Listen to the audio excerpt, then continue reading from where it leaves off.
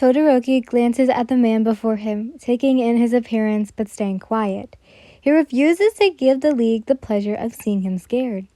He's got black dark hair, a red headband plastered on his forehead with sweat. His eyes hold some sort of murderous hatred, a grin glued to his face, ragged clothes, and 2 swords. The stranger steps toward Shoto. "You don't know who I am, do you?" he whispers, his voice sharper than the weapons in his hands. Shoto only shakes his head. He doesn't recall seeing him before, especially with the League. "Some call me the problem fixer. Stain." The man sighs. "But you probably know me as the king killer." Shoto's eyes widen. "The king killer? He's the person who killed the former King Mizukai. He's a king, isn't he? This isn't good." Ooh. As Stain babbles, Todoroki assesses the situation, eyes darting around the room. It's dark, as most villains like it, but he still thinks he's in the castle. It looks like the dungeon, but he can't be sure. When the lights went out during the party, he was swept away and paralyzed. He wonders if his wife looked for him. He hopes she's okay, but to make sure, he has to free himself from the binds of his wrists and has to find her. Stain babbles on about his big plan, but Shoto's head snaps up when he hears 5 words. 3 birds with 1 stone, he muttered. "What?" "You're not so special that you're the only target, Your Majesty," Stain growls. "You're just the coward's son." Todoroki grimaces at the coward's son. What a nickname. Despite that, he can't get his wife out of his head. His child that she's carrying. "Who else?" he whispers, hanging his head down. "Who else are you after?" "The arrogant prince and the dead king's heir." Stain smiles. "A little poem I thought of myself." Shoto shakes his head. This guy's crazy, but at least he's got some information. Who's he after, though? The dead king's heir. That must be Hiro. And the arrogant prince. It probably has to be Bakugo. And the third, the coward's son. That's definitely him. He clenches his fist, bound together by the piece of thin rope. He could burn through it easily, but he's sure Stain knows that. The king killer must have backup, or at least a backup plan. It won't be easy to escape, but it's not impossible. He just needs to think of something, anything, to get through this. As far as he knows, Stain works alone. He has to rely on that information to make all of his work.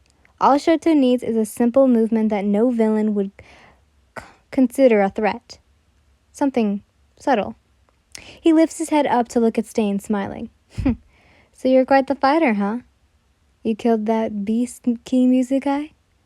"Just a simple distraction." "Please fall for it." "Beast," Stain laughs. "Sounds like you've never met the guy." As Stain starts on his story about how much of a tyrant Mizukai was, Shoto slowly burns through the rope, careful not to make any movements. "So, what are you waiting for?" he mutters. "Aren't you gonna kill me?" Stain's gaze hardens.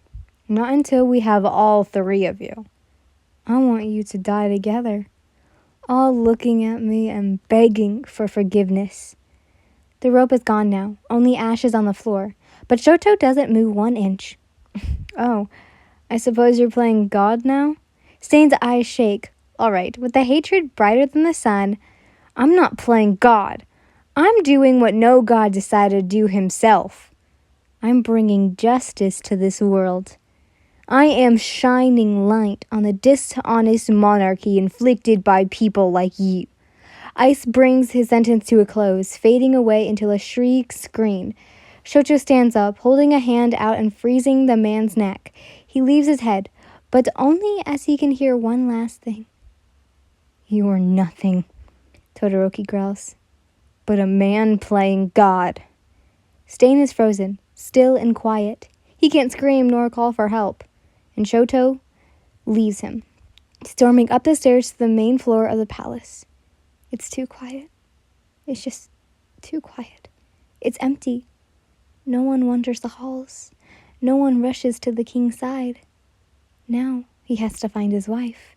He goes to the room first, where they've shared many moments and where he'd loved her many times. The silence in the castle sends a shiver up his spine. Opening the door, the royal couple's bedroom. His eyes laid on a figure passed out and bound to the floor. It's him. His eyes widened. An imposter. Then what of his love and his child? He runs out the room, dashing through the hallway out to the front gates. Where is she? Where is she? Where is she? His heart pounds in his chest at the thought of her being alone. She's pregnant, and who knows how many villains could be roaming the castle. In a frantic search for her, he comes to the gates. Everyone is gone. Maybe she left with them. Maybe they're outside the castle, safe from the invaders. But still, he sees her, standing at the entrance. "Shoto!" she cries, running towards him. But a few feet away, she stops. "Wait," she shudders. "Who are you? Are you?" She covers her mouth, backing away slowly. Shoto holds out his hands. "What's wrong? What happened to you?" Her dress is torn, exposing a large cut on her chest. He desperately wants to run up and embrace her, but she looks like she's going to stab him. But before he can say anything else, she falls to the ground.